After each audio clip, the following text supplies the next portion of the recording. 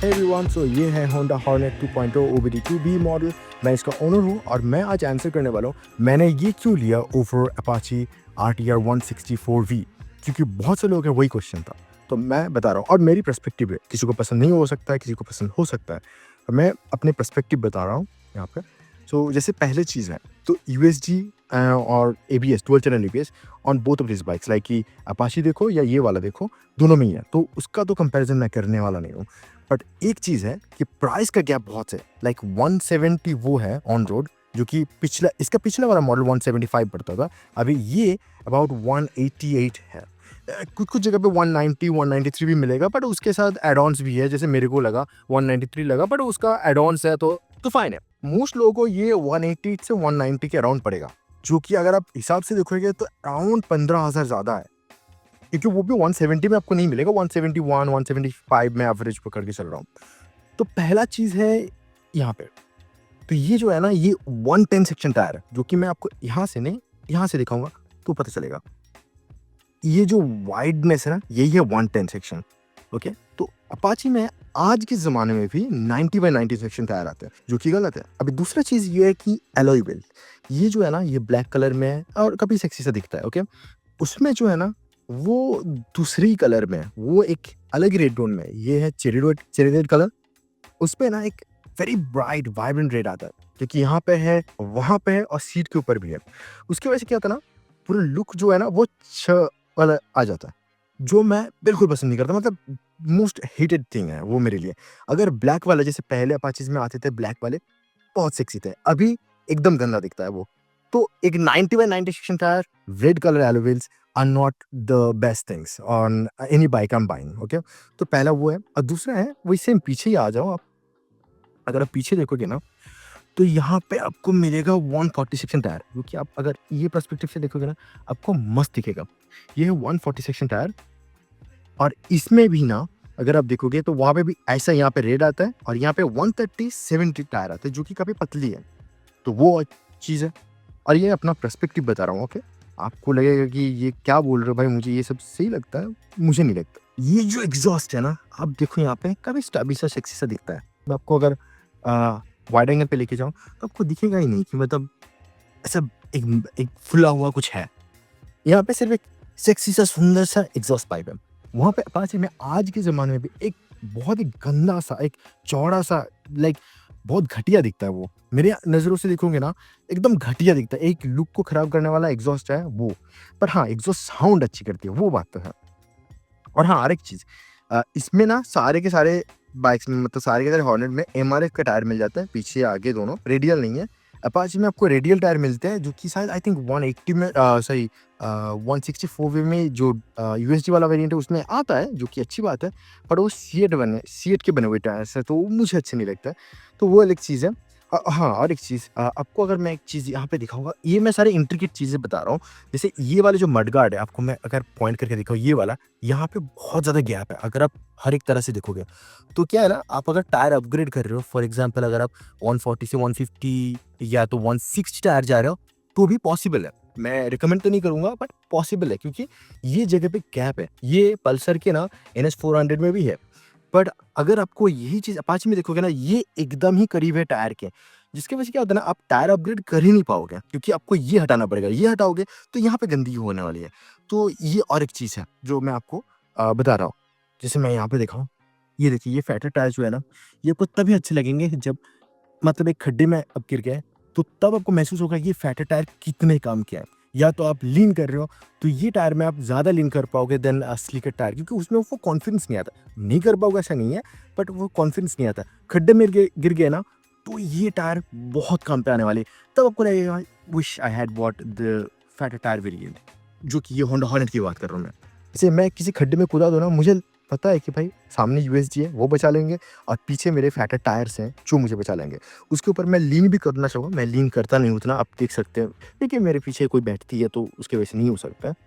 ये बाइक आप लीन भी ज़्यादा अच्छे से कर पाओगे, जो कि 130 सेक्शन टायर में पॉसिबल नहीं है। और सामने अगर 90/90 हो, तो क्या ही कॉन्फिडेंस आपको मिलेगा, वो एक चीज़ है।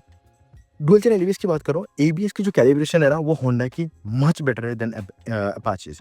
तो पर्सनल ओपिनियन है, मैं नहीं कह रहा हूँ न्यूअर अपाचीज में गंदे हैं, अच्छे नहीं हैं। अगर साथ-साथ दबाओ तो दोनों बाइक्स ही अच्छे परफ़ॉर्म करेंगे, बट फिर भी आई थिंक पर्सनली मैं नहीं जाऊँगा, मैं ट्रस्ट नहीं करूँगा, वो बात बोल रहा हूँ। नेक्स्ट चीज़, अगर मैं आपको टैंक की मतलब ये जो शेप है मैं आपको दिखाऊँ, देखिए यहाँ से उठते ये टॉप पॉइंट है, जहाँ पे सबसे ज़्यादा ऊँची है और यहाँ पे इंक्लाइन है, ठीक है? इसकी वजह से कहते हैं आप जब बैठते हो ना, यहाँ पे नट्स आपके दबते नहीं, जो कि पल्सर में ना बहुत ही गंदी है, ऐसे करके आती है, ऐसे है यहाँ पे। नट्स जो है ना दब सकता है। क्योंकि मैं क्यों बोल रहा हूँ, जब आप पीछे अगर 2 या 3 बैठा लोगे या तो फैटर पिलियन बैठा लोगे, मैं 3 रिकमेंड नहीं करता हूँ, फिर भी बोल रहा हूँ, अगर बैठा लोगे किसी कारण से तो आपके नट्स को प्रॉब्लम होने वाला है।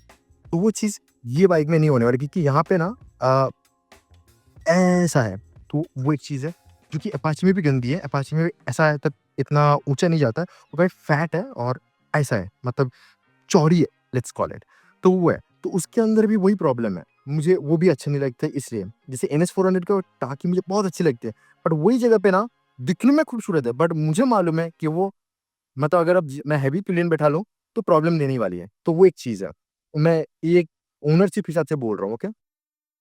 नेक्स्ट चीज़ आते हैं, भाई ये मीटर कंसोल में, ये अगर आप देखोगे ना, मैं अभी ऑन कर रहा हूँ, यहाँ पे देखिए काफ़ी सारी इन्फोज़ है। अगर आप क्योंकि ये होंडा रोड सिंक से कनेक्टेड है मेरे फ़ोन से, एनीवे उसमें बहुत सारी चीज़ें हैं।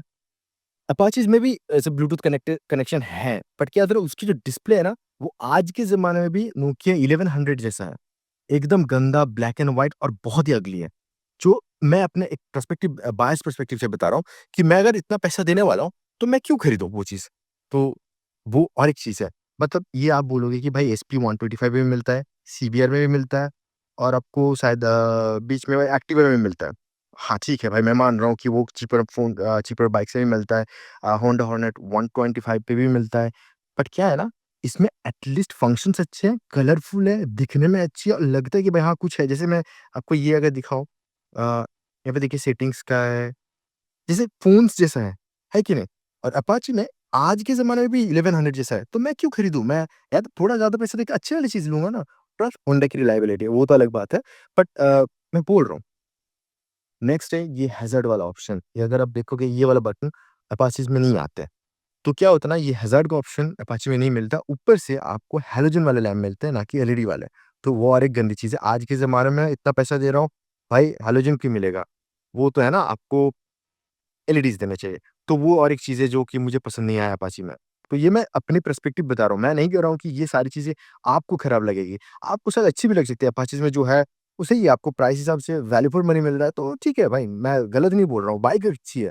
पर मुझे जो-जो चीज़ें अच्छी नहीं लगी, जिसकी वजह से मैंने होंडा हॉर्नेट के अलावा मैं अपाची की तरफ देखा था कि नहीं, यही सब कारण से। एक ज़माने में अपाची मेरी फ़ेवरेट हुआ करती, तो जो जो है ना आरटीआर 160, जो जिसका मतलब नेकेड स्ट्रीट फाइटर वाला नहीं है, जो नॉर्मल सा बाइक है, वो बाइक बहुत पसंद थी। उसके डेविलिश आइज़ थे, अभी तो इस अपाची के मूंछ आ गए यहाँ पे।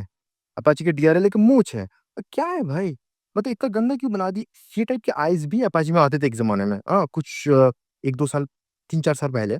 तो वो भी हटा दिए, अभी तो मूंछ बना दिए। पर हाँ, उसमें एक चीज़ है, सिंगल सीट वेरिएंट आता है, जो कि बहुत सारे लोगों को होंडा हॉर्नेट में भी चाहिए, बट नहीं मिलता है। और हाँ, और एक चीज़, अपाचीज़ ना बहुत ज़्यादा वाइब्रेट करते हैं। मतलब उसका जो इंजन का जो थ्रो है ना, वही कैसा वाइब्रेशन वाला लगता है। इसमें क्या ना, अगर लॉन्ग राइड में जाते हैं, ये अभी तक फर्स्ट सर्विस हुई नहीं, तो इसमें अभी भी बहुत ज़्यादा वाइब्रेशन है। तो उसमें अगर फर्स्ट सर्विस हो जाती तो कितनी अच्छी होती, वो तो मैं बाद में बताऊँगा कैसी अच्छी होती, नहीं होती है। बट हाँ, ये बाइक जो है ना, लॉन्ग हाईवे पे जाता हूँ ना, हेलमेट की वजह से मुझे सुनाई तक नहीं देता कि ये बाइक चल रही है और इतनी स्मूथ लगती है कि भाई लगता ही नहीं कि भाई हाँ, ये बाइक रन कर रही है। हाँ, जब मैं हाई रेट पे जाता हूँ तो थोड़ा बहुत वाइब्रेशन तो हैंडल में फ़ील हो ही जाएगा और ये जगह पे भी फ़ील होता है थोड़ा बहुत, ये जगह पे। तो तब महसूस होगा, वरना आपको लगेगा कि भाई बाइक चल ही नहीं रही है। तो ये बात है। पर ये रिलायबल है, तो आपको ज़्यादा सर्विस में पार्ट्स चेंज नहीं करने होंगे, पार्ट्स इतनी जल्दी खराब नहीं होंगे, इंजन अच्छी रहेगी। तो ये तो होंडा की रिलायबिलिटी है। अभी हाँ, आप बोलेंगे अपाचे में भी रिलायबल इंजन आने लग गए, अपाचे के इंजन भी रिलायबल हो गए, पर इतनी ज़्यादा नहीं, क्योंकि अपाचे वाले भी ना होंडा हॉर्नेट की वीडियो आके देखते हैं और कमेंट करते हैं। अब मैं समझदारों को इशारा ही काफ़ी है, आप लोग अच्छे से समझते हैं क्यों वो लोग आके देखते हैं। प्लस हाँ, ग्राउंड क्लियरेंस अपाचे में बेहतर है, पर मुझे यहाँ पे कुछ खराब नहीं दिखते, तो भाई मैं क्या ही बोलूँ, मैं इसके वजह से कंसर्न तो बिल्कुल भी नहीं था। हाँ, अपाचीज़ में अभी एडजस्टेबल लिवर्स आते हैं, जो कि यहाँ पे नहीं आते, पर मुझे ये लिवर से कोई प्रॉब्लम नहीं है, तो मुझे एडजस्टेबल लिवर्स की ज़रूरत नहीं है।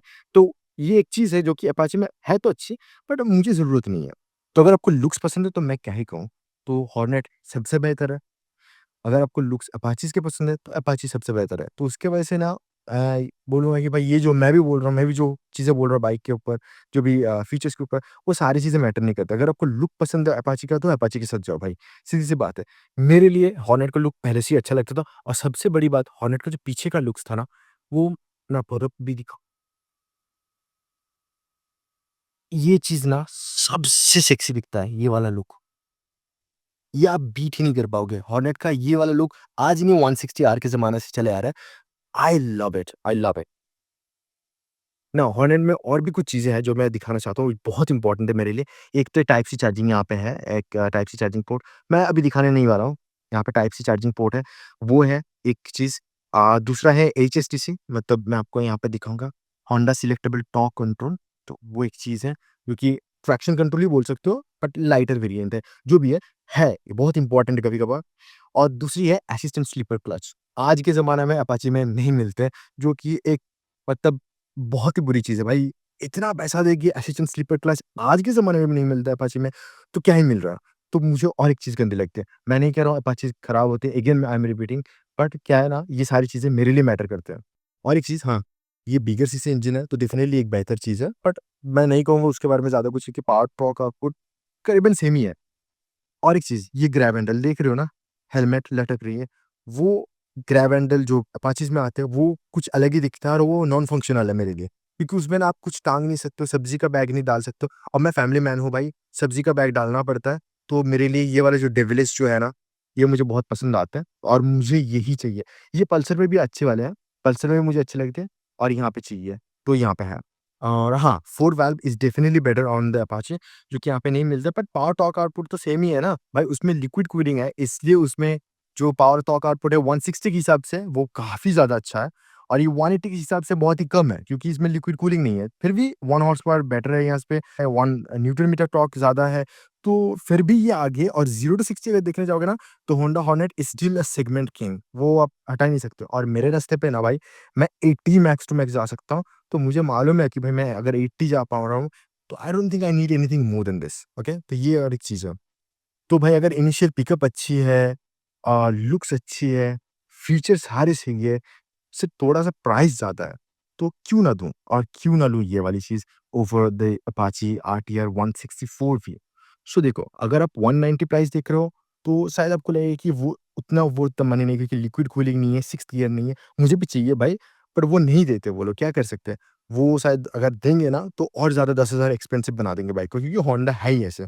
अगर आपको कम में बेस्ट चीज़ें चाहिए, तो अपाची भी सही बाइक है, बहुत अच्छी बाइक है। अगर आपको लुक्स पसंद है अपाची की, तो कोई बात नहीं, अपाची ही बेस्ट बाइक है। अगर आपको लुक्स होंडा हॉर्नेट की पसंद है, तो hornet is the best bike. मेरे लिए हॉर्नेट का लुक्स भी पसंद था, सारे फीचर्स, यूएसबी टाइप सी, वो नया display, hazard light, fatter tyres, must fatter tyres, और blacked out wheels and all those things are very important, क्योंकि वो क्लासी दिखता है भाई, आप कहीं पे जा सकते हो, घुस सकते हो। अपाची लेके जाओगे ना, लोग कुछ अलग ही टैग लगा देते हैं आपके ऊपर, तो आप समझ रहे हो मैं आपको क्या बोल रहा हूँ। बट इसका मतलब ये नहीं कि आप मत लो। अगर आपको पसंद है वो सारी चीज़ें, अगर आपको वही लुक्स पसंद है, वो चीज़ कैरी कर सकते हो आप, मैं नहीं कर सकता। तो अगर आप कैरी कर सकते हो, तो आप वो ले लो, नो प्रॉब्लम्स। उसमें ग्रे कलर भी आता है, जो कि काफ़ी इंटरेस्टिंग कलर है। बट हाँ, मुझे ओवरऑल ये बाइक वर्थ द मनी लगता है। 188 में, 180, 190, 193 में मैं कहूँगा थोड़ा-सा कमी वर्थ द मनी लगता है। फिर भी अपाची से मुझे बहुत ज़्यादा अच्छी लगती है। अगर 20,000 एक्स्ट्रा एक्सपेंसिव दे के भी ये बाइक खरीद रहा हूँ, जो कि मैंने किया है ऑलरेडी, तो भी ये लगता है कि भाई हाँ, वो 20,000 में ये सारी चीज़ें मेरे लिए इम्पोर्टेंट है।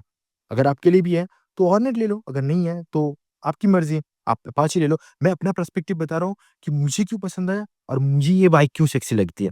आप देख सकते हो। मैं आपको एक दूसरी तरफ से लिखता हूँ। ये देखो, अभी देखो इसका लुक, कितना सेक्सी दिख रहा है ना?